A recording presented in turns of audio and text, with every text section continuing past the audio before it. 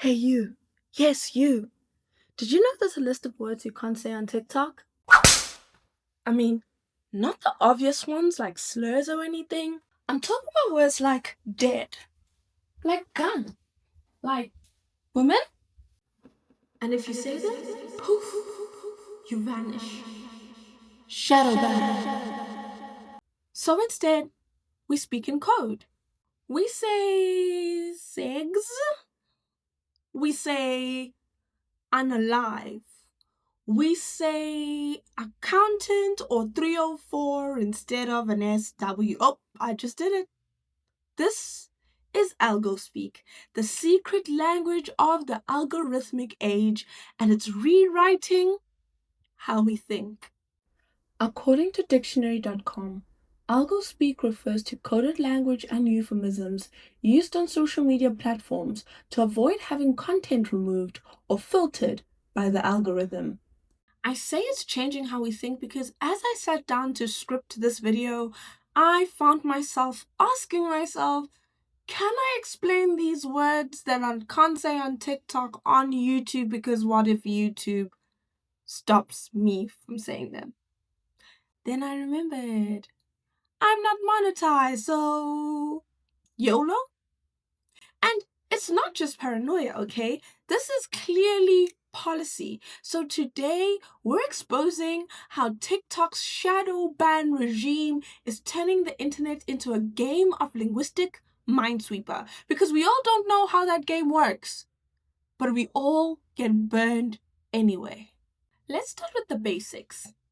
Shadow banning. We've all heard this word, and to be honest, whenever somebody says they've been shadow banned, I never know how they know. I don't know how I know. I don't know what that really means. And so, what is it, right? It's not just less views, it's like a form of digital silencing. Were you silent or were you silenced? If you say, let's say, gun in a video, even if you are a historian discussing, I don't know, World War One or two, and TikTok's algorithm might treat you like a school shooter, which is funny because there's a convicted school shooter on there who does in fact have a following. Now, if you're a healthcare provider and you want to talk about women's reproductive rights and that word that I also don't think I can say on YouTube, congrats! You just dropped 80% in your normal viewership. So now this app that has been hailed as a place to get unbiased and diverse information from various people from different walks of life with different levels of expertise kind of starts to suppress that in its own way. This is the part where it gets Orwellian.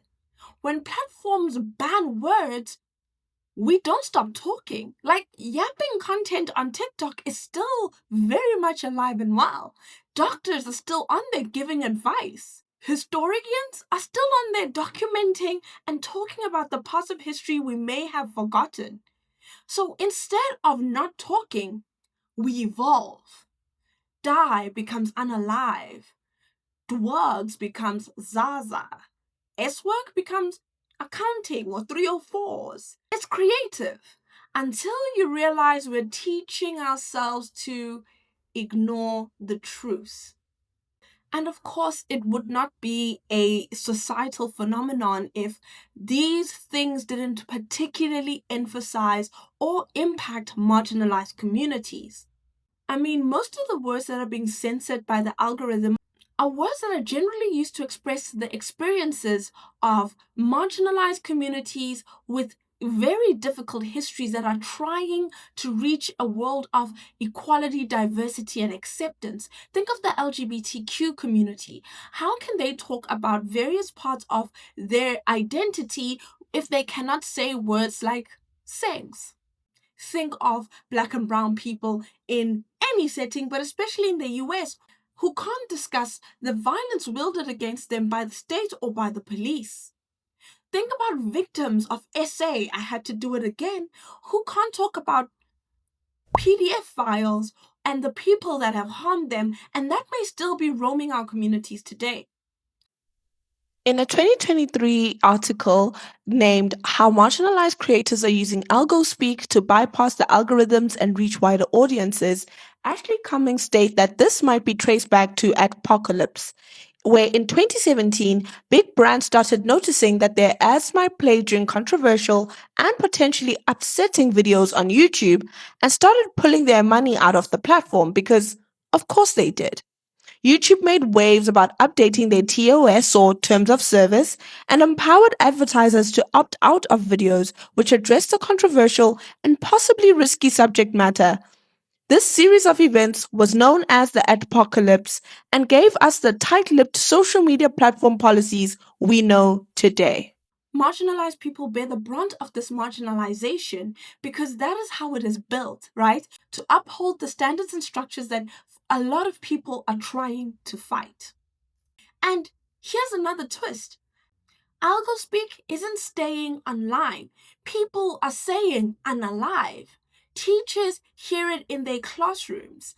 I sometimes find myself saying it in everyday conversation because I do talk about the news on TikTok. Follow me on TikTok. And when actual doctors say essay instead of the actual word, survivors may miss critical resources. This isn't just slang, it's systemic censorship leaking into our reality. We can no longer express ourselves in the way that we normally would. Words are falling out of our vocabulary and are being replaced by euphemism and sugarcoating and sometimes complete omission. Of course, we have to talk about the different reasons why to use these words, right? Yes, censorship got this ball rolling, but if you notice on your FYP, it's actually become a way of indicating that you are in the know, that you are part of an in crowd. Think palm colored people, right? When somebody says that, it is an indication of a certain alignment within within the various discourses that we see online. It becomes not only a marker of it being in the in group, but also starts to inform virality, right? The many interesting ways people say white people on TikTok has kind of created its own version of virality. TikTok is also inherently a place where we are trying to go viral, right? People want to be seen. You want your message to be heard. And so people tend to lean into Algospeak to make sure they please the algorithm gods, to make sure that their message, sometimes these are important messages. Sometimes it's a funny video. Sometimes it's a get ready with me or what I eat in a day. But at the heart of it is that if you want eyes on your video, then you do need to make sure that it is eligible to be online. And for our creators that are monetized on these platforms, it becomes even more important that they please the algorithm gods because not only can they be shadow banned, they can be removed from the creator fund or they could lose their platforms completely. This again forces us a kind of assimilation and a following of the rules, right? Which can then force again how we have the conversations that are most important. So, how do you balance that? Censorship has created a space for creativity and a new online language, which is always been true for the online world, but also the fact that this is detrimental to being able to say what we mean and mean what we say, especially when discussing the most critical of issues. So, what do we do? Do we fight back? Because some creators are, right? I've seen creators state in the beginning of the video that I will not be censoring any part of this video when discussing the most important aspects of this. This in turn forces transparency and bringing these words back into the normal consciousness that they are not bad words and that they can be used to deliver important messages. Other creators are fleeing to platforms like co-host or Discord, but the real solution is for us to demand better. Because when we can't say certain words that reflect our lived realities, something is very, very wrong. The most terrifying part of all of this is you'll never know which word got this video demonetized.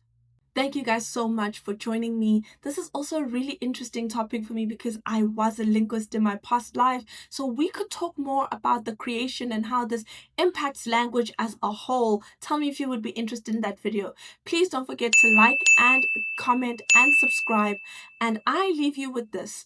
What words have you had to censor in your everyday life that are being influenced by Algospeak?